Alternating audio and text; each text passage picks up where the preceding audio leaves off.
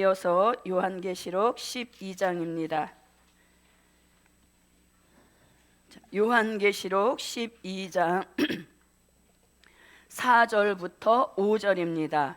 계시록 12장 4절부터 5절입니다. 그 꼬리가 하늘별 3분의 1을 끌어다가 땅에 던지더라. 용이 해산하려는 여자 앞에서 그가 해산하면 그 아이를 삼키고자 하더니 여자가 아들을 낳으니 이는 장차 철장으로 만국을 다스릴 남자라.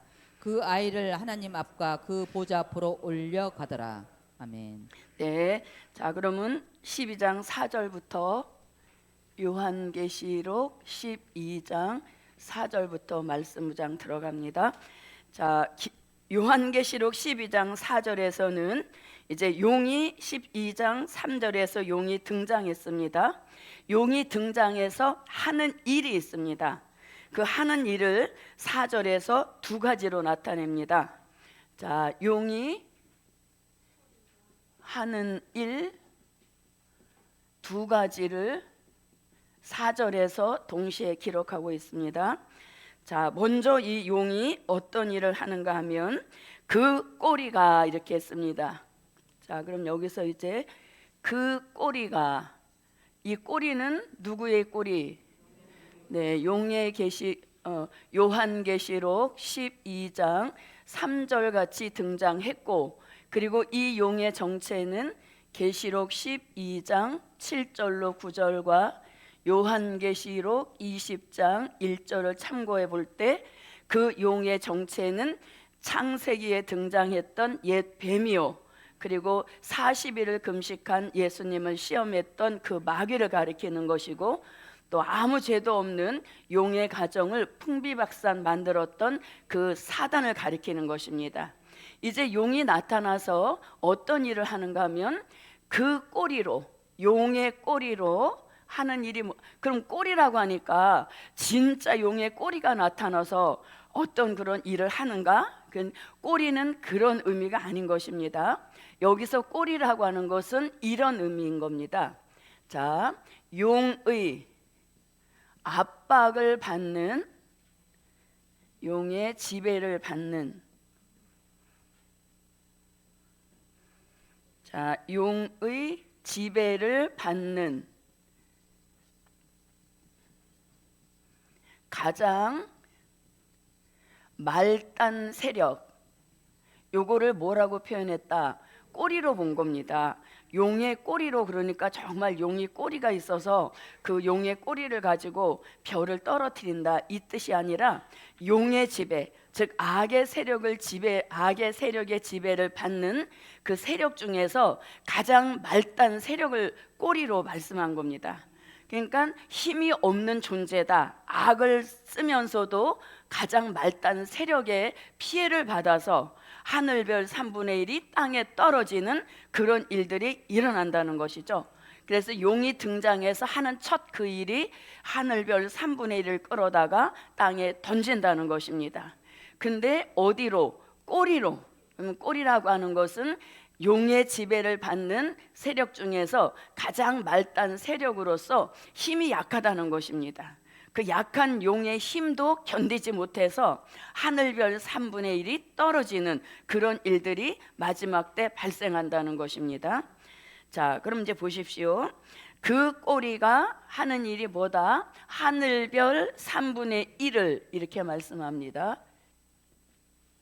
자, 그 꼬리가 하늘별 이렇게 씁니다. 그러면 별은 반드시 어디에 있어야? 하늘에 붙어 있어야 그것이 별인 것입니다.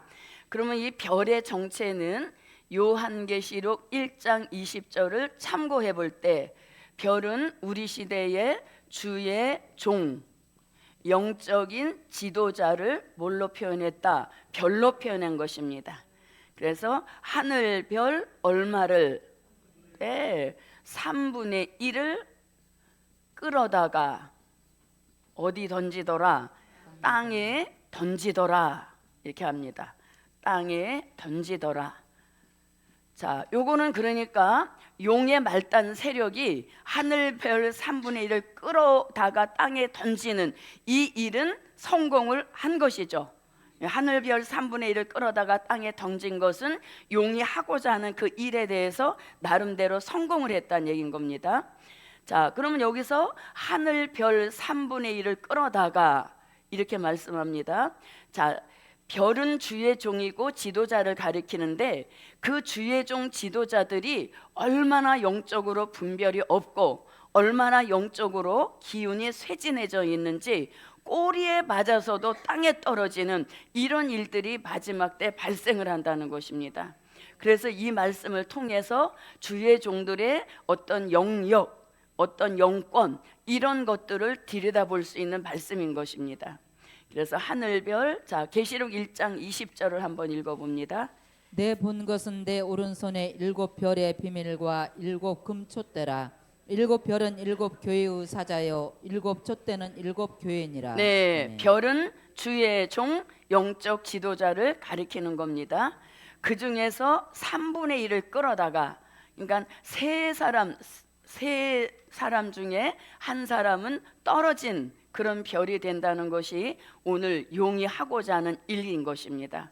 그래서 마지막 때 정말 주의 종이라고 명찰만 달았지 어떤 영에 대한 분별력도 없고 또 이런 일들이 온다는 것 자체를 알지 못하는 겁니다. 그러니까 피해를 고스란히 받을 수밖에 없다는 이야기인 것이죠. 그래서 많은 주의 종들이 용의 꼬리에 피해를 받아서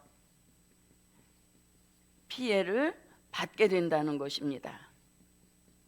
자, 얼마나 많은 범위가 3분의 1이나 되는 많은 그런 주의 종들이 용의 꼬리, 용의 어디에 맞은 것도 아니고, 용의 머리에 맞았으면 그래도 조금 자존심이 쓰는데 꼬리에 맞아서 떨어졌다니까 영 이것은 아주 굉장히 다운이 된 그런 걸 나타내는 것이죠.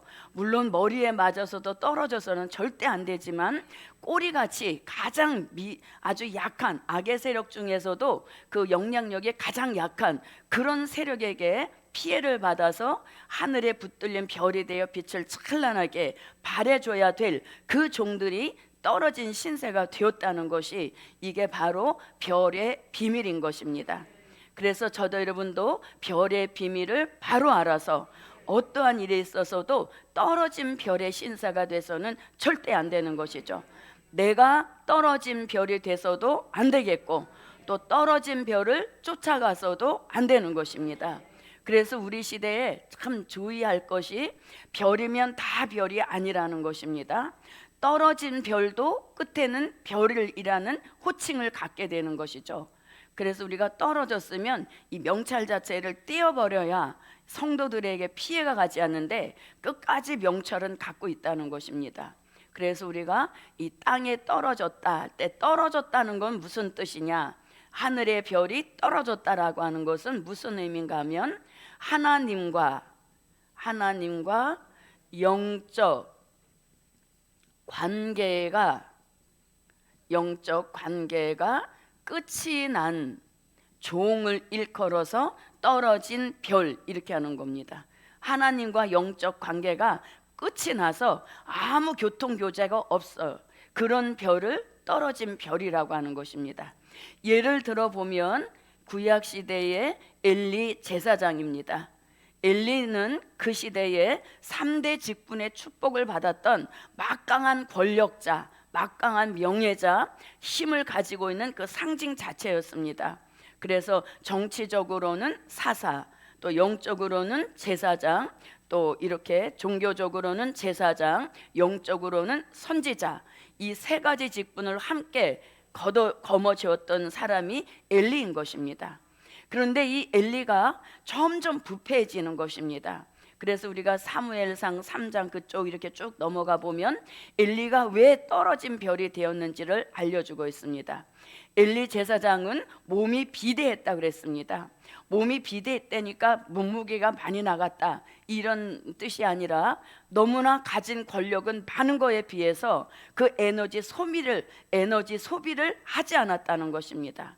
그래서 그는 눈이 흐려졌다는 것은 영안이 흐려졌다는 것이고 또 의자에 앉아 있었다는 것은 하나님과 교통을 위하여서 기도하는 생활을 하지 않았다는 것입니다. 그리고 또 하나는 자녀 관리를 잘 못했다는 것이죠.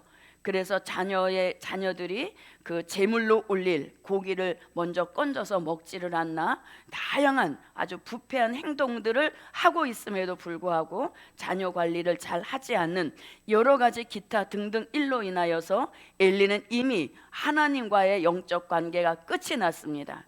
그러나 엘리의 뒤를 이을 사무엘이 아직 어린아이였기 때문에 엘리는 그 자리에 있었지만 하나님의 중심 세력은 이미 다 사무엘에게로 옮겨진 그런 상태였다는 것입니다.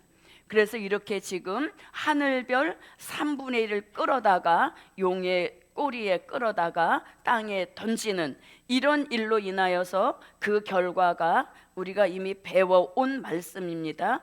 계시록 9장 1절로 2절에 보니까 땅에 떨어진 별이 나왔다 이렇게 말씀합니다. 땅에 떨어진 별이 나왔다는 것입니다. 자, 계시록 9장 1절부터 2절을 한번 보겠습니다. 다섯째 천사가 나팔을 불매 내가 보니 하늘에서 땅에 떨어진 별 하나가 있는데 저가 무저갱이 열쇠를 받았더라. 저가 무저갱을 여니 그 구멍에서 큰 풀무의 연기 같은 연기가 올라오매 해와 공기가 그 구멍의 연기로 인하여 어두워지며. 네, 자 이렇게 해서 땅에 떨어진 별이 나오게 된 동기, 그 동기는 12장 4절에서 알려주고 있습니다. 용의 꼬리에 맞아서 땅에 떨어진 별이 되었다는 것입니다. 그런데 그 수가 3분의 1이나 된다고 하니까 굉장히 많은 수의 주의 종들이 이미 별이라는 타이틀을 갖고 있지만 하나님이 보실 때는 마치 엘리같이 하나님과의 영적 교통이 아무런 것도 없으면서 그동안 해왔던 경력, 그동안 해왔던 경험 이런 것들이 바탕이 돼서 별로서 가고 있지만 머지않아 사무엘 같은 이런 종들이 나와서 이 기독교의 판도를 뒤집어 놓는 그런 일들이 일어날 것을 4절에서 말씀해 주고 있는 것입니다. 그래서 이렇게 하늘별 3분의 1을 끌어다가 땅에 던짐으로 무슨 별이 나왔다? 땅에 떨어진 별이 나온 것입니다. 자, 그러면 이 떨어진 별이 땅에만 떨어진 것이 아니라 우리가 참고로 해보면 계시록 8장 10절로 11절과 또 유다서 1장 13절 말씀에 보면 떨어진 별이 장소를 달리해서 여러 곳에 떨어진 별이 나오는 것을 말씀하고 있습니다. 자, 계시록 9장에서는 용의 꼬리에 맞아 땅에 떨어진 별이 나왔다면 계시록 8장 10절로 11절에서는 강과 물샘에 떨어진 별도 나온다는 것입니다. 계시록 8장 10절부터 11절입니다. 셋째 천사가 나팔을 보니 횃불같이 타는 큰 별이 하늘에서 떨어져 강들의 3분의 1과 여러 물샘에 떨어지니 이 별 이름은 쑥이라. 물들의 3분의 1이 쑥이 되매 그 물들이 쓰게 됨을 인하여 많은 사람이 죽더라. 네, 그래서 떨어진 별이 나와서 하는 일은 많은 사람을 죽인다는 것입니다.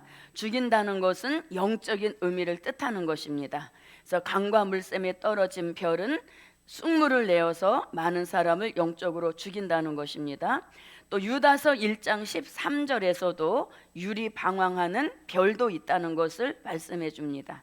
자기의 수치의 거품을 뿜는 바다의 거친 물결이요 영원히 예비된 캄캄한 흑암에 돌아갈 유리하는 별들이라. 네, 자 그래서 떨어진 별이 한두 별이 아니라는 것을 이렇게 여러 곳에서 알려주고 있습니다. 떨어진 별이 담임하고 있는 그 교회 성도들의 입장에서 생각해 본다면 정말 원통한 사정일 수밖에 없는 것이죠. 하나님 다음으로 자신의 담임 목사님을 극진히 섬겨왔는데 막상 가서 보니까 떨어진 별에 불과했다면 얼마나 원통한 사정이겠습니까? 그래서 우리가 이 시대에 별이라고 다 붙들린 별은 아니다. 이것이 계시록에서만 알려주고 있는 별의 비밀인 것입니다. 그래서 우리는 별에 대한 분별도 바로 해야 할 아주 중요하고 아주 예민한 그런 시대에 살고 있는 것입니다. 그래서 우리가 이렇게 엄벙덤벙 살 시대는 이미 지나가 버린 것입니다. 주의 종 한 사람이라도 잘 살펴볼 수 있는 분별 있는 그 안목이 열려져서 이런 데는 얼씬도 하지 않게 하시는 그 축복이 저와 여러분에게 함께 하시기를 바랍니다. 그래서 이렇게 용이 한 가지 일은 뜻은 이룬 겁니다. 두 가지 일을 하는 가운데 한 가지 일은 이제 뜻을 이룬 것입니다. 자, 그러면 이제 요 한 가지 일을 했고 그 다음에 또 한 가지 일을 벌입니다. 자, 4절 그 꼬리가 하늘 별 3분의 1을 끌어다가 땅에 던지더라. 그러므로 계시록 9장 1절로 2절 같은 땅에 떨어진 별이 나왔습니다. 요건 이제 용이 자기 뜻을 이룬 겁니다. 그 다음에 이제 두 번째 일을 하는데 그 일을 한번 읽어봅니다. 용이 해산하려는 여자 앞에서 그가 해산하면 그 아이를 삼키고자 하더니. 네, 자 이제 요거는 꼬리로 한 일이었습니다. 그 다음에 용이 이제 뭐라고 합니까? 아까는 꼬리가 등장이 되는데 이번은 용의 실체가 등장이 되는 겁니다. 그러니까 꼬리보다는 훨씬 그 어떤 악의 세력의 힘이 크다 이렇게도 볼 수 있는 것이죠. 자, 용이 해산하려는 이랬습니다. 용이 해산하려는. 그럼 여기서 해산하려는 여자 앞에서 이렇게 합니다. 그럼 여기서 해산하려는 여자라는 말씀은 어디를 가리키는가 하면 계시록 12장 2절에서 여자가 아이 베어 해산하게 되매 아파서 애써 부르짖더라 한 그 여자 신령한 영적 교회를 가리키는 것입니다. 그런데 이 여자는 기도만 한 것이 아니라 계시록 12장 1절과 같은 이런 조건을 갖추고 기도를 했다는 얘기인 것이죠. 자, 그럼 먼저 12장 2절을 읽어보겠습니다. 이 여자가 아이를 베어 해산하게 되매 아파서 애써 부르짖더라. 네. 아멘. 자, 아파서 애써 부르짖는다는 것은 간절한 기도라 그랬습니다. 그 기도에 앞서서 이런 조건을 이미 가지고 있었다는 것입니다. 자, 계시록 12장 1절입니다. 하늘에 큰 이적이 보이니 해를 입은 한 여자가 있는데 그 발 아래는 달이 있고 그 머리에는 12별의 면류관을 썼더라. 네. 자, 햇빛 같은 신령한 말씀으로 철저히 무장한 교회요. 또 그 햇빛 같은 신령한 말씀을 외치는 12사도적인 신앙 사상으로 철저히 무장된 종이 그 말씀을 외칠 때 그 말씀을 알아듣는 달빛 같은 신령한 성도가 모인 그런 교회에서 해산하기 위하여 아파서 애써 부르짖었다는 겁니다. 그런데 그런 교회 앞에라고 했습니다. 그러면 앞이라고 하는 것은 아주 정면으로 뭐 하고 있다? 압박을 주고 있다는 것입니다. 누가? 용이. 네. 그래서 용이 꼬리로는 하늘별 3분의 1을 끌어다가 이미 땅에 던짐으로 꼬리가 하고자 하는 일은 이룬 것입니다. 그 다음에 이제 해산하려는 여자 앞에서 아주 정면에서 굉장히 강한 압박을 이 교회에다가 하고 있다는 것입니다. 그래서 앞에서라고 하는 것은 아주 정면으로 아주 그 큰 압박을 주고 있는 그런 상태를 말하는 것입니다. 자, 해산하려는 여자 앞에서 그가 할 때 그가는 부르짖고 간절한 기도하고 있는 신령한 영적 교회인 겁니다. 그가 해산하면 그 아이를, 자, 해산하면 그 해산을 하긴 한다는 것이죠. 해산하면 그 아이를 뭐 하고자 한다? 삼키고자 한다는 겁니다. 굉장히 끔찍한 일인 겁니다. 자, 그러면 이제 신령한 영적 교회에서 나 말고 또 나와 같은 이런 사명 있는 종 나오라고 부르짖고 기도를 하고 있는데 그런 그 교회 바로 정면 앞에 용이 굉장히 강력한 압박으로 교회를 누르고 있다는 얘기인 것이죠. 그런데 그 아이를 할 때 이 아이는 우리가 요한계시록 12장 5절 말씀을 참고해 볼 때 이 아이는 말세에 쓰실 말세의 종인 것입니다. 말세에 쓰실 말세의 종으로서 결국 이들은 계시록 7장 1절로 4절에 하나님의 인을 맡고 나오는 종들을 가리키는 겁니다. 이들이 결국은 요한계시록 19장 14절로 15절 같이 철장의 권세를 들고 나와서 심판주 예수님을 돕는 하늘의 군대로 쓰여질 말세의 종들이라는 얘기인 것이죠. 그래서 말세의 종들이 나올 때 굉장히 열악한 환경에서 나오게 된다는 것을 알려주고 있는 것이죠. 자, 그러면 12장 5절을 한번 읽어봅니다. 여자가 아들을 낳으니 이는 장차 철장으로 만국을 다스릴 남자라. 그 아이를 하나님 앞과 그 보좌 앞으로 올려가더라. 네. 자, 그래서 그 12장 5절 말씀을 참고해 볼 때 장차 철장으로 만국을 다스릴 남자라 한 그 말씀을 참고해 볼 때 이 하늘의 군대를 구성하고 있는 요소 중 그들은 계시록 7장 1절로 4절 같이 하나님의 인을 맡고 나오는 종들인 것입니다. 이 종들 해산하는 것이 결코 쉽지는 않다는 겁니다. 왜? 누가 정면에서 용이 신령한 영적 교회 바로 앞에서 굉장한 압박을 가하고 있다는 것을 알려주고 있는 겁니다. 자, 그렇지만 결국 이 아이는 어떻게 한다? 해산된다는 것이죠. 아멘. 해산의 결말이 아름다운 축복인 것입니다. 자, 계시록 7장 1절로 4절입니다. 이 일 후에 내가 내 천사가 땅 네 모퉁이에 선 것을 보니 땅의 사방에 바람을 붙잡아 바람으로 하여금 땅이나 바다이나 각종 나무에 불지 못하게 하더라. 또 봄에 다른 천사가 살아계신 하나님의 인을 가지고 해 돋는 데로부터 올라와서 땅과 바다를 해롭게 할 권세를 얻은 네 천사를 향하여 큰 소리로 외쳐 가로되 우리가 우리 하나님의 종들의 이마에 인치기까지 땅이나 바다나 나무나 해하지 말라 하더라.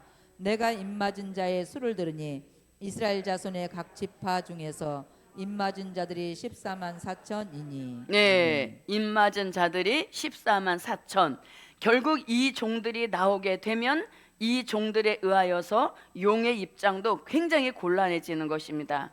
결국 용은 심판을 받게 될 그런 운명에 처해 있기 때문에 어떻게 해서든지 이들이 나오는 것을 회방 놓고 이들이 나오는 것을 아주 방해하려는 그 작정을 가지고 있다는 것을 알려주고 있는 것입니다. 자, 이들은 결국 하늘의 군대가 되고 마는 것입니다. 아멘. 자, 계시록 19장 14절로 15절입니다.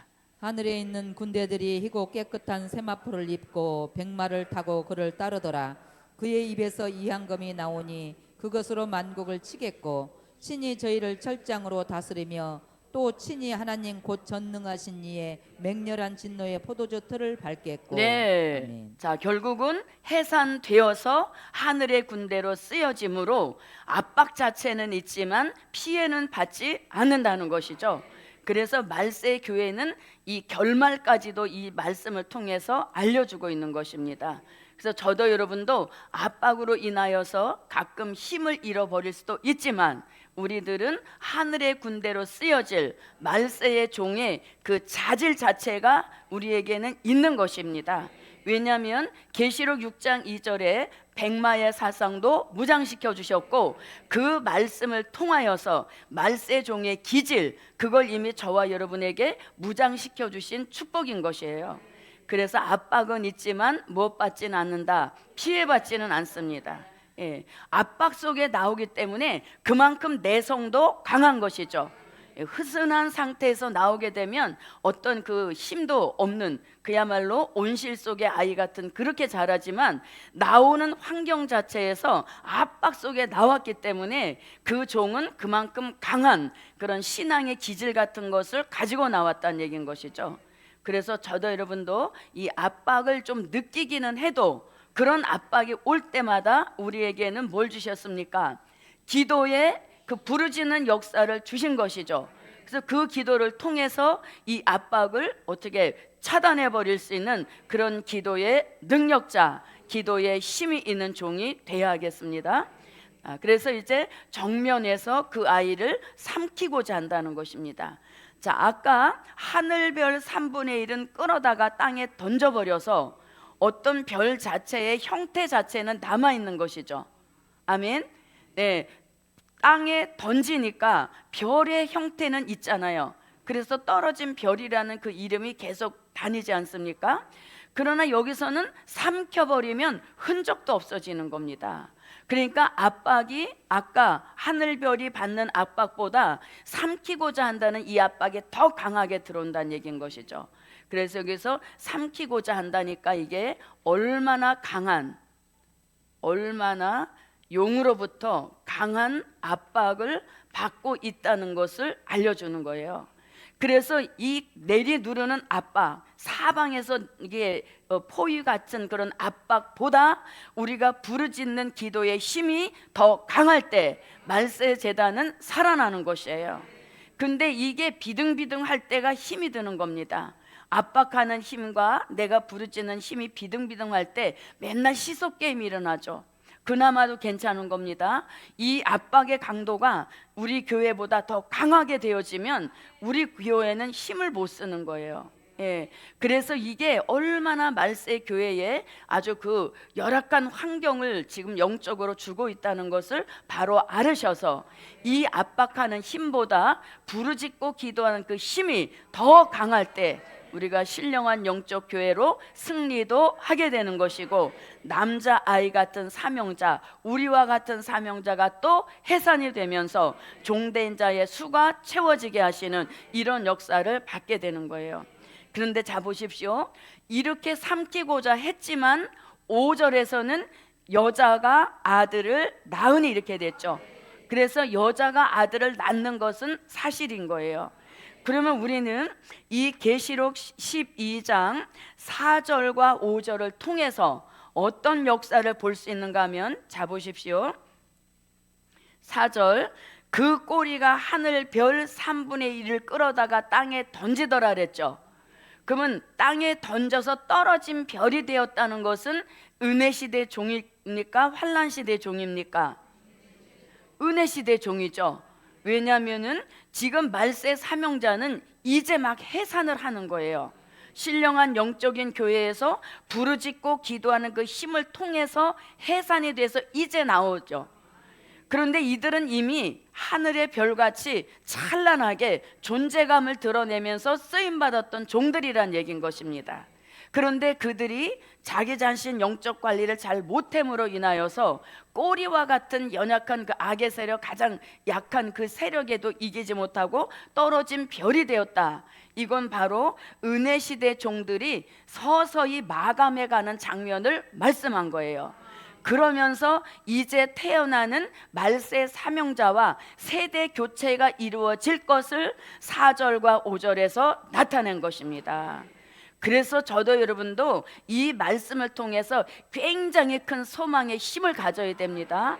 이제 태어난 이 남자아이가 바로 마지막 우리 시대에 기독교 2차 복음의 주도권을 잡고 나갈 그러한 종들이 지금 막 해산이 되는 거예요. 그러니까 저도 여러분도 이 미약한 이 상태가 다가 아닌 겁니다. 이제 이 쇠잔해져가는 기독교를 다시 한번 재점화를 시켜서 기독교의 어떤 획기적인 변화를 일으킬 그러한 종들이 해산을 고통을 통해서 지금 나온다는 얘기인 것이죠. 그래서 이 말씀을 잘 들여다보면은 은혜 시대 종들의 시대는 쇠잔화가는 것이고, 이제 막 태어나는 이 남자 아이 같은 말세 사명자가 나와서 이제 영원한 복음, 기독교 2차 복음의 기호를 들고 이 마지막 복음 역사를 주도해 나가는 주도권자로 쓰시고자 하는 그런 뜻이 한 구절 안에 이렇게 엇갈려 있다는 얘기인 것이죠. 그래서 저도 여러분도 아직까지는 존재감이 없는 겁니다. 왜? 숨겨놓고 감춰놓으시기 때문인 거죠. 그러나 이미 하늘의 별들은 찬란하게 아무개 목사하면 다 아는 존재였다는 것이죠. 그러나 그들은 끝이 이렇게 된다는 것입니다. 그래서 은혜 시대 종의 말로와 그 다음에 환란 시대 말세 사명자가 이제 해산되어지면서 세대의 바톤을 은혜 시대에서 환란 시대로 교환해 받는 이런 역사가 4절과 5절을 통해서 알려주시는 말씀인 것이에요. 그래서 저도 여러분도 힘을 내자. 네. 이 마지막 복음 역사에 주도권을 쥐고 나갈 그러한 종들을 이렇게 표현한 것이에요. 그래서 이 말씀을 읽으면서 여기서부터 솟아오르는 어떤 힘 같은 거, 그런 걸 우리가 느껴야 되는 것입니다. 그래서 우리는 누구라고요? 네, 말세 종으로서 이 영원한 복음을 이끌어 나갈 주도권을 우리에게 맡기셨다는 것이죠. 그래서 이렇게 떨어진 별, 이분들이 들으면 기분 나빠하실지 모르지만 이건 하나님의 말씀이고 하나님의 계획인 것입니다. 그래서 우리가 이거를 보면서 굉장히 큰 어떤 그런 소망의 힘을 가져야 되는 것입니다. 그래서 맨날 이렇게만 있는 게 아니고 언젠가는 자신의 시대를 열어주실 때 그때 물러서지 않기 위하여서는 지금 우리가 준비를 철저히 해야 된다는 얘기인 것이죠. 예, 자, 그럼 이제 봅니다. 자, 그가 해산하면 그 아이를 삼키고자 하더니 하면서 이제 삼키고자 하는 뜻만 가졌지, 결국은 그 뜻을 이루지 못하는 것이죠. 예, 이루지 못하는 것입니다. 그래서 보세요. 이제 12장 5절에서 요한계시록 12장 5절에서 여자가 이랬습니다. 그럼 이 여자는 누구를 가리킵니까? 요한계시록 12장 1절로 2절 같이 모든 신령한 영적 교회의 조건을 다 갖추고 부르짖는 그 교회를 가리키는 겁니다. 그러면서 이제 4절 하반절에서는 해산하고자 하는 그 여자를 가리키는 겁니다. 그래서 그 여자가 드디어 아들을 낳으니, 여기서 아멘이 터져 우리 교회 이 성전 천장 자체가 날아가야 되는 겁니다. 다시 여자가 아들을 낳으니, 이게 저와 여러분의 꿈에라도 원하는 소원 아닙니까? 빨리빨리 우리가 아들 같은 사명자를 낳아서 종의 수가 채워지는 그런 역사가 일어나야 복음의 힘, 저와 여러분의 힘도 동시에 우리가 업을 받을 수 있는 그런 역사인 것입니다.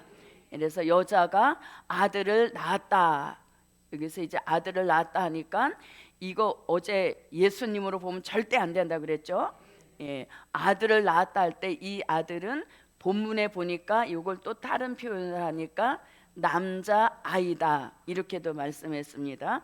그러면 남자 아이라고 하는 것은 이런 말씀입니다. 여기서 남자라고 하는 것은 무슨 뜻인가 하면 이사야 46장 8절 같이 뭐가 되라?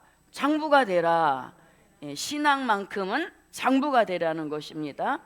자, 그 다음에 히브리서 5장 12절로 14절 말씀에 보니까 단단한 식물을 먹어서 너희가 무엇이 되라? 신앙만큼은 장성한 자가 되라는 것이죠.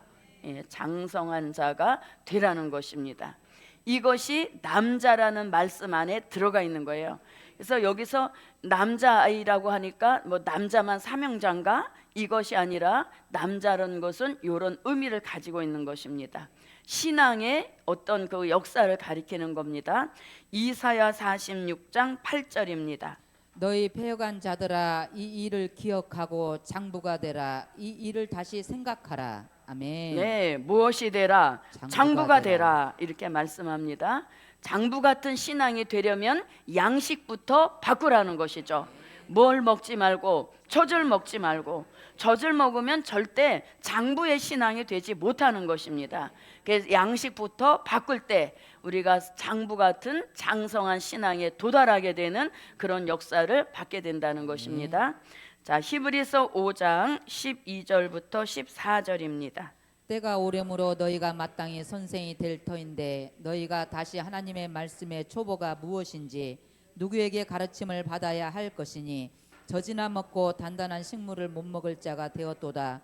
대저 젖을 먹는 자마다 어린 아이니 의의 말씀을 경험하지 못한 자요 단단한 식물은 장성한 자의 것이니 저희는 지각을 사용함으로 연단을 받아 선악을 분별하는 자들이니라. 네, 아멘. 장성한 자가 되라는 것이죠. 그렇게 되면 뭘 먹어야만? 단단한 식물 같은 될 일의 말씀, 때를 따라 주시는 양식, 감추었던 만나, 작은 책의 말씀, 골수의 기름, 오래 저장한 맑은 포도주 같은 시대적인 말씀을 먹을 때 우리 신앙의 그 자세 자체가 바뀌어진다는 것이죠.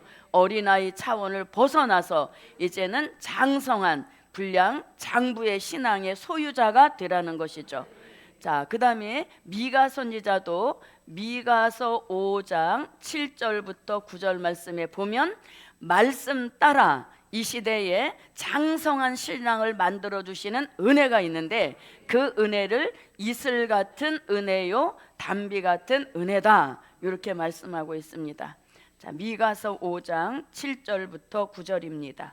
야곱의 남은 자는 많은 백성 중에 있으리니 그들은 여호와에게로서 내리는 이슬 같고 풀이에 내리는 단비 같아서 사람을 기다리지 아니하며 인생을 기다리지 아니할 것이며 야곱의 남은 자는 열국중과 여러 백성 중에 있으리니 그들은 수풀의 짐승 중에 사자 같고 양떼 중에 젊은 사자 같아서 만일 지나간즉 밟고 찢으리니 능히 구원할 자가 없을 것이라. 내 손이 내 대적 위에 들려서 내 모든 원수를 진멸하기를 바라노라. 네, 자, 이와 같이 우리의 신앙이 무슨 신앙? 네, 두려움이 전혀 없는 용사의 신앙을 만들으시는 그 은혜가 이슬 같은 은혜, 단비 같은 은혜인 것입니다. 그런 은혜도 결국은 양식에 따라서 양식에 맞춰주시는 은혜인 것입니다. 그래서 이 시대에 어떤 말씀을 먹느냐가 우리를 장부로 만들어 주시기도 하는가 하면 그냥 여전히 어린아이 같은 신앙의 차원에 머물러 있는 이런 일도 있다는 겁니다. 그래서 저와 여러분은 젖을 먹던 차원을 벗어버리고 이제는 무슨 식물을 먹고 단단한 식물을 먹고 우리 신앙 자체가 장부가 되라는 것입니다. 우리 신앙 자체가 두려움이 전혀 없는 용사의 신앙으로 무장하고 그리고 우리가 장성한 그런 축복에 도달해야 남자라는 그런 역사의 그 호칭이 부끄럽지 않다는 얘기인 것입니다.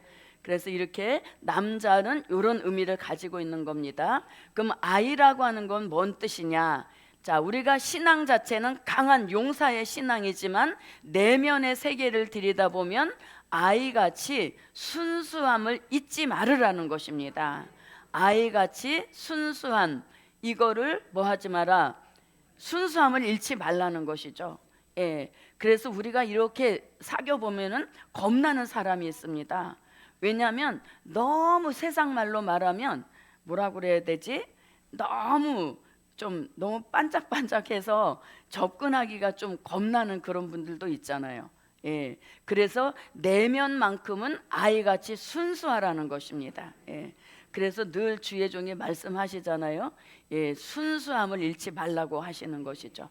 이게 순수함 속에는 제일 중요한 게 계산이 없다는 것입니다. 예, 이해 득실을 따지지 않는다는 것입니다. 요걸 해서 내가 이익을 뭐가 있을까? 이걸 하면 내가 얼마나 손해를 볼까? 이런 것들에 대해서 따지지 않는 그 순수함 자체가 내면에 있어야 된다는 얘기인 것이죠. 예, 그래서 이렇게 아들을 낳았네 그가 남자 아이라는 것은 이런 의미를 갖는 것입니다. 그래서 남자 아이라고 하니까 예수로 가면 이건 사건 나는 것입니다. 자, 그러면 여기서 이제 보십시오. 아들을 낳으니 그랬죠. 그러면 아까 용이 이 12장 4절에서 하고자 하는 두 가지 일이 있다 그랬죠. 첫 번째 일은 꼬리를 가지고 하늘별 3분의 1을 끌어다가 땅에 던지는 이 일은 뜻을 이룬 것입니다. 그러나 또 해산하려는 여자 앞에서 이제 그가 해산하면 아이를 삼키고자 했죠. 삼키고자 압박 자체는 강하게 했지만 결국은 그 아이를 하나님 앞과 그 보좌 앞으로 올려가더라 했기 때문에 이 뜻은 이루지 못하는 것이에요. 그래서 환난 시대에 신령한 영적 교회로 자리만 잘 잡고 있으면 절대 피해는 받지 않는 것입니다. 그러나 압박과 고난은 있다는 것은 사실인 거예요. 그러므로 인하여서 우리 신앙이 강해지는 겁니다. 그런 말씀 들어봤죠? 어항의 고기도 한 마리를 넣었을 때는 이 한 마리 고기가 넓은 그 어항을 혼자 독차지해서 잘 살 것 같지만 무기력해진다는 겁니다. 그래서 거기다가 다른 고기를 함께 넣을 때 이 생존 경쟁이 붙어서 강한 내성이 생긴다 하지 않습니까?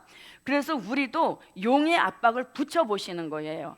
그러면서 그 압박 속에서 말세 사명자의 기질이 키워지는 겁니다. 거기서 힘을 잃어버리게 되면 압박에 눌려서 이 신령한 영적 교회로서의 규격을 갖추지 못한다는 얘기인 것이죠. 그래서 압박이 있는 게 우리를 강하게 이런 신앙으로 만들어 주시는 어떤 하나님의 모략인 것입니다. 이런 것이 없다면 점점 힘을 잃어서 나태해지는 겁니다. 부르짖지도 않게 되는 것이죠. 자, 그래서 아들을 낳으니 할 때, 자, 아들을 낳게 된 그 동기, 아들을 낳게 된 동기는 잘 보십시오. 첫 번째는 계시록 12장 1절 같은 요 조건을 갖추고 있을 때 낳으니 이 말씀이 이루어지는 교회인 것입니다. 그 다음에 여기에서 이제 두 번째 합쳐지는 것이 뭐냐면은 계시록 12장 2절 같이 부르짖는 간절한 기도의 힘인 것입니다. 또 여기서 합해지는 것이 어저께 말씀드렸습니다. 요한계시록 6장 9절로 11절 같이 보좌 앞에서 피의 호소를 올리고 있는 천천만 순교자의 기도의 힘, 이 역사가 합하여질 때 여자가 아들을 낳으니 하는 축복을 받게 되는 것입니다. 자, 그러면 계시록 12장 1절을 한번 다시 봅니다. 하늘에 큰 이적이 보이니 해를 입은 한 여자가 있는데 그 발 아래는 달이 있고 그 머리에는 12별의 멸관을 썼더라. 네. 아멘. 자, 아들을 낳으니 그 낳는 동기에서 가장 중요한 게 지금 12장 1절입니다. 그럼 12장 1절에서는 완전히 말세 제단으로 완전히 전환된 그런 교회인 거예요. 이게 굉장히 중요합니다. 보십시오. 자, 햇빛 같은 신령한 예언의 말씀으로 철저히 무장해야 되는 거예요. 그래서 이게 두 시대가 공존된 그런 교회면은 나으니 여기까지 가지 못하는 거예요. 그래서 은혜 시대에 대한 모든 것들을 확실하게 청산해서 환란 시대 재단으로 신령한 말세 재단으로 완전히 전환된 그런 조건을 가지고 있어야 되는 겁니다. 그래서 우리가 어떤 때 보면은 환란 시대 종 같은데 또 어떤 때 말하는 거 들어보면 아직까지 은혜 시대의 낡은 신앙 사상이 남아져 있죠. 남아져 있으니까 그게 말로 나오는 것입니다. 그렇게 되면은 나으니 여기에 첫째 조건에서 이미 조금 좀 시간이 걸리게 된다는 거죠. 그래서 완전한 신령한 영적 재단으로 말씀도 신앙도 사상도 모든 것이 다 완전 전환을 이룬 그게 갖추어질 때 나으니라는 말씀에 도달하게 되는 것입니다. 그래서 이 정리가 안 되면은 여기까지 못 가는 거예요. 그래서 하나님이 이 말씀 나열한 거 보면 신기하죠.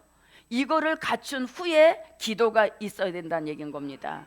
그래서 신령한 말세 재단으로 말씀도 종도 성도도 다 이게 완전한 전환을 이루어서 그리고 함께 합심하여서 부르짖고 기도하는 이 역사 속에 아들을 낳게 되는 것이죠. 그래서 이 조건이 갖춰지지 않으면 맨날 배만 불러 있는 것이죠. 배만 불러 있는 걸 누가 봅니까? 배 불러 있다는 걸 누가 봅니까?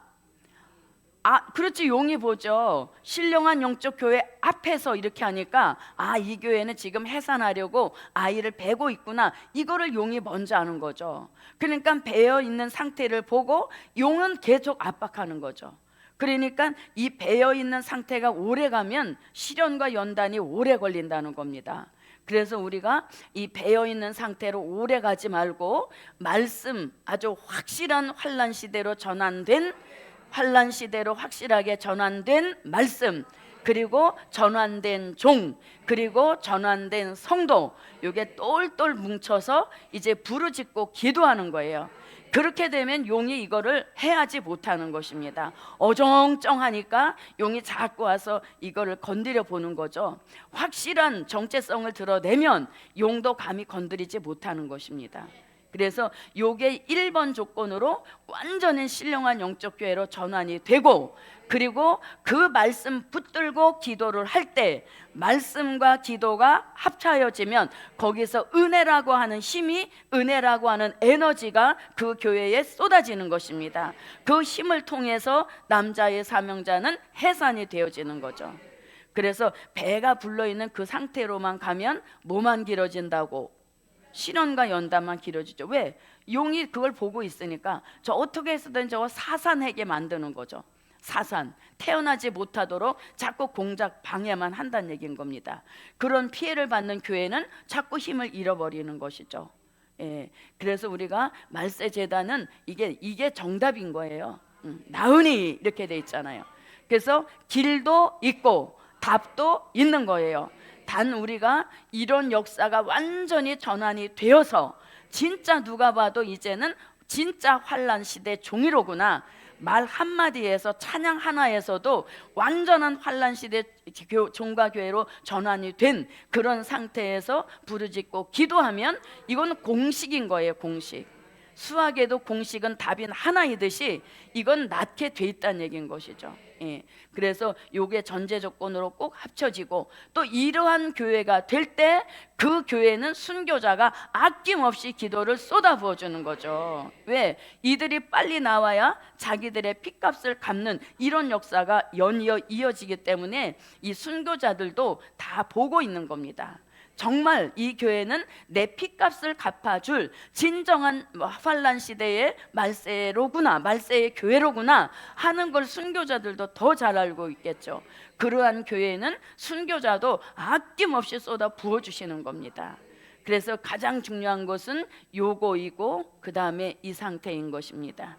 그래서 우리 모두 어떤 교회가 되어서 예, 전환이 완전히 이루어져야 되는 겁니다. 어정쩡하게 이쪽 가면 은혜시대 종 같고 저쪽 가면 또 환란시대 종 같고 이렇게 되어지면 성도들만 괴롭히는 거예요. 예, 그래서 주의 종이 가장 중요한 겁니다. 주의 종이 강력한 신앙, 12별의 사도 신앙 사상을 가지고 성도들을 이끌어 가야 되는 것이죠. 교회 안에 보면 성도들이 참 좋은 그런 달란트, 능력이 많은 그 성도들이 있습니다. 그들을 지도자가 얼마나 끌고 가느냐에 따라서 그들에게 주신 능력과 재능을 다 끌어올릴 수 있는 그런 역사도 주의 종에게 있는 것이죠. 예. 그래서 아무쪼록 저도 여러분도 오늘 이 말씀을 받으면서 굉장히 눈물이 나왔어요. 야, 이제 여기 4절과 5절에서 은혜 시대 종의 시대는 쇠잔의 거구나. 떨어진 별이 3분의 1이나 된다는 게 여기 12장하고 9장만 있는 것이 아니라 강과 물샘에 떨어진 별은 또 나오죠. 또 유리하는 별도 있죠. 그러다 보니까 은혜 시대 종들의 시대는 쇠잔에 가는 것이고, 이제 막 태어나는 말세 종들의 시대가 열려진다는 이 말씀이 12장 4절과 5절에서 시대가 교체되는 이 말씀을 하고 있는 것이에요. 예, 그래서 이 말씀을 통해서 저도 여러분도 더욱더 확신을 가지시고, 예, 소속, 아이디, 정체성만 확실하게 가지고 있으면 이거는 되는 것입니다. 왜? 여자가 아들을 낳으니, 낳는다고 하니까 여기에 뭐 토달 일이 없는 것이죠. 예, 그래서 이런 역사가 이루어지는 것입니다. 자, 12장 2절 읽어봤습니까? 네, 12장 2절입니다. 이 여자가 아이를 배에 해산하게 되매 아파서 애써 부르짖더라. 아멘. 네, 자, 이렇게 합쳐지고 세 번째는 순교자의 피해 호소인 겁니다. 네. 계시록 6장 9절부터 11절입니다.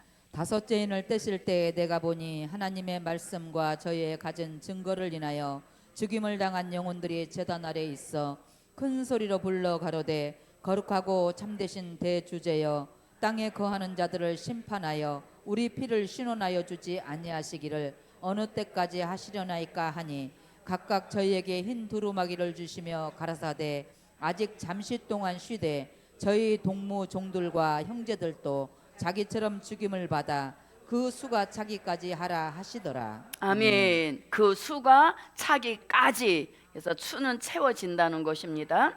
자, 그러면 그 여자가 아들을 낳았다라는 것은 뭐가 응답됐다? 네, 기도가 응답됐다. 왜? 아이 베어 해산하게 되면 아파서 애써 부르짖었더니 그 기도가 응답돼서 아들을 낳으니 하면서 아이가 해산된 역사를 가리키는 것입니다. 자, 그 다음에 이제 보십니다. 자, 아들을 낳으니 이는 장차 철장으로 이랬습니다. 장차 철장으로 만국을 다스릴 남자라 그랬습니다. 자, 그러면 여기서는 아까 말씀드렸습니다만 계시록 19장 14절로 15절 같이 하늘의 군대가 되는데, 이들이 하늘의 군대가 되는 이유가 있습니다. 뭐냐면 심판을 진두지휘하시는 심판주 예수님을 돕게 하시는 일에 쓰시려고 하늘의 군대를 나오게 하신 겁니다. 자, 계시록 19장 11절부터 13절입니다. 또 내가 하늘이 열린 것을 보니 보라 백모와 탄자가 있으니 그 이름은 충신과 진실이라. 그가 공의로 심판하며 싸우더라. 그 눈이 불꽃 같고 그 머리에 많은 면류관이 있고 또 이름 쓴 것이 하나가 있으니 자기밖에 아는 자가 없고 또 그가 피 뿌린 옷을 입었는데 그 이름은 하나님의 말씀이라 칭하더라. 네, 아멘. 이렇게 심판주 예수님을 돕게 하시는 일에 쓰시려고 하늘의 군대가 나오게 하셨습니다. 그럼 이들에게 계시록 20장 4절 같이 심판하는 권세를 주셔서 심판주 예수님을 돕게 하시는 축복인 것입니다. 자, 계시록 20장 4절입니다. 또 내가 보자들을 보니 거기 앉은 자들이 있어 심판하는 권세를 받았더라. 또 내가 보니 예수의 증거와 하나님의 말씀을 인하여 목 베임을 받은 자의 영혼들과 또 짐승과 그의 우상에게 경배하지도 아니하고 이마와 손에 그의 표를 받지도 아니한 자들이 살아서 그리스도로 더불어 천년 동안 왕노릇하니. 네, 그 4절에서 중요한 말씀, 심판하는 권세 받아 하늘의 군대가 되어 심판주 예수님을 도울 종들은 두 부류라는 것입니다. 하나는 목배임을 받은 자의 영혼들, 순교자를 가리키는 것이고, 또 하나는 이마와 손에 짐승표를 받지 않은 그들이 살아서 천년 동안 왕노릇도 하지만 왕노릇하기 전에 하늘의 군대로 쓰여질 것을 말씀하고 있는 것입니다.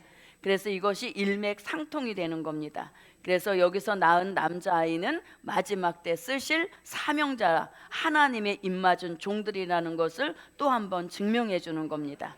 자, 그러면 철장의 권세에 대해서는 시편 2편 9절과 요한계시록 2장 26절로 27절과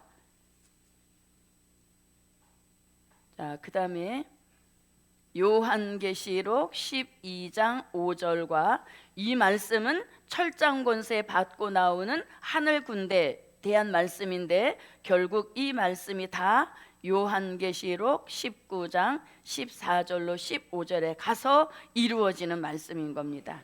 그래서 철장의 권세라는 말씀은 이렇게 다양하게 나옵니다. 시편 2편 9절입니다. 내가 철장으로 저희를 깨뜨리며 질그릇같이 부수리라 하시도다. 네. 아멘. 자, 계시록 2장 26절로 27절입니다. 이기는 자와 끝까지 내 일을 지키는 그에게 만국을 다스리는 권세를 주리니 그가 철장을 가지고 저희를 다스려 질그릇 깨뜨리는 것과 같이 하리라. 나도 내 아버지께 받은 것이 그러하니라. 네. 아멘. 자, 오늘 본문 한 번 더 읽어봅니다. 여자가 아들을 낳으니 이는 장차 철장으로 만국을 다스릴 남자라. 그 아이를 하나님 앞과 그 보좌 앞으로 올려가더라. 네. 아멘. 그들은 결국 하늘의 군대가 된다는 것입니다. 아멘. 자, 하늘의 군대가 된 종들에게 철장의 권세를 주신다 했습니다. 이 철장의 권세를 다른 말로 표현하면 심판하는 권세와 같은 뜻인 거예요. 그래서 심판기 때 쓰여질 종들이라는 것을 말씀해 주고 있는 것입니다.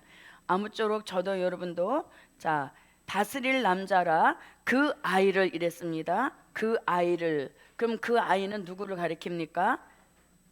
예, 철장의 권세를 들고 쓰임 받을 그 아이를 가리키는 것이죠. 무슨 압박 속에 나온, 네, 용의 압박 속에 나온 아이를 가리키는 겁니다. 자, 그 아이를 이랬습니다. 자, 그 아이를, 이것은 계시록 12장 2절 같이 부르짖는 기도 속에 용의 압박을 이기고, 계시록 12장 4절 같이 용의 압박을 이기고 해산된 그 아이, 즉 말세의 사명자를 뜻하는 겁니다. 이 사명자가 결국 어디로 올라간다? 하나님 앞과 그 보좌 앞으로 올려가더라 이랬습니다. 하나님 앞과 그 보좌 앞으로 올려가더라. 올려가더라는 말씀은 결국 재림의 주를 공중으로 들림받아 올라가서 재림의 주를 영접할 뜻있는 종들이라는 것을 알려주는 것이죠. 자, 그러면 이 말씀은 어제도 말씀드렸습니다만 계시록 12장 5절에서 11장 12절에서 이미 올라간 그 말씀을 뒤돌아보고 한 번 더 반복한 말씀이 되겠습니다. 자, 계시록 11장 12절입니다. 하늘로부터 큰 음성이 있어 이리로 올라오라 함을 저희가 듣고 구름을 타고 하늘로 올라가니 저희 원수들도 구경하더라. 네, 아멘. 저희 원수들도 구경하는 가운데 구름을 타고 올라가는 역사인 것입니다. 그러면 이 말씀은 데살로니가 전서 4장 16절로 17절과 요한계시록 고린도 전서 15장 51절로 54절의 말씀을 이제 말씀이 여기 와서 이루어지는 것이죠. 자, 데살로니가 전서 이것만 읽어보고 마치겠습니다. 주께서 호령과 천사장의 소리와 하나님의 나팔로 친히 하늘로 쫓아 강림하시리니 그리스도 안에서 죽은 자들이 먼저 일어나고 그 후에 우리 살아남은 자도 저희와 함께 구름 속으로 끌어올려 공중에서 주를 영접하게 하시리니 그리하여 우리가 항상 주와 함께 있으리라. 네, 아멘. 자, 또 한 곳을 읽어봅니다. 보라, 내가 너희에게 비밀을 말하노니 우리가 다 잠잘 것이 아니요 마지막 나팔에 순식간에 후련히 다 변화하리니 나팔 소리가 나매 죽은 자들이 썩지 아니할 것으로 다시 살고 우리도 변화하리라. 이 썩을 것이 불갑을 썩지 아니할 것을 입겠고 이 죽을 것이 죽지 아니함을 입으리로다. 이 썩을 것이 썩지 아니함을 입고 이 죽을 것이 죽지 아니함을 입을 때에는 사망이 이김에 삼킨 바 되리라고 기록된 말씀이 응하리라. 아멘. 네, 자, 이렇게 이제 올려감으로 용이 삼키고자 했던 신령한 영적 교회 사명자도 교회도 피해받지 않는 그런 역사 있음을 알려주는 것입니다. 그래서 저도 여러분도 오늘 본문 계시록 12장 4절부터 5절의 말씀을 통해서 말세의 복음은 잘 되고 또 말세의 제단에도 낫는다는 이 말씀이 어느 제단이든지 다 이루어져서 오고 가는 소식이 아름다운 소식들만 있게 하시는 그 축복이 있으시기를 바랍니다. 그래서 압박하는 용의 힘보다 부르짖는 기도의 힘이 더 강할 때 그 압박을 뚫고 남자의 사명자를 해산하는 응답 내리는 제단의 축복이 함께 하시기를 바랍니다. 기도드립니다. 고맙고 감사하신 아버지 하나님, 우리 시대에 말세 복음을 통하여서 교회와 또 별에 대한 비밀을 깨우쳐 주시는 것 감사합니다. 아무쪼록 우리 모두 신령한 영적 재단의 축복을 이루게 하시고 부르짖는 기도 속에 남자의 사명자가 해산되어서 종의 수 채우는 역사가 급속하게 하시옵소서. 오늘도 저녁 예배에 더 강력한 은혜 역사를 쏟아 부어 주실 줄 믿습니다. 하나님, 드려진 물질 축복하여 주시고 마음속의 기도의 소원보다 더 좋은 곳으로 응답 내리시옵소서. 예수 그리스도의 이름으로 기도하옵나이다. 아멘. 하늘에 계신 우리 아버지여, 이름이 거룩히 여김을 받으시오며 나라이 임하옵시며 뜻이 하늘에서 이룬 것 같이 땅에서도 이루어지이다. 오늘날 우리에게 일용할 양식을 주옵시고 우리가 우리에게 죄 지은 자를 사하여 준 것 같이 우리 죄를 사하여 주옵시고 우리를 시험에 들게 하지 마옵시고 다만 악에서 구하옵소서. 나라와 권세와 영광이 아버지께 영원히 있사옵나이다. 아멘.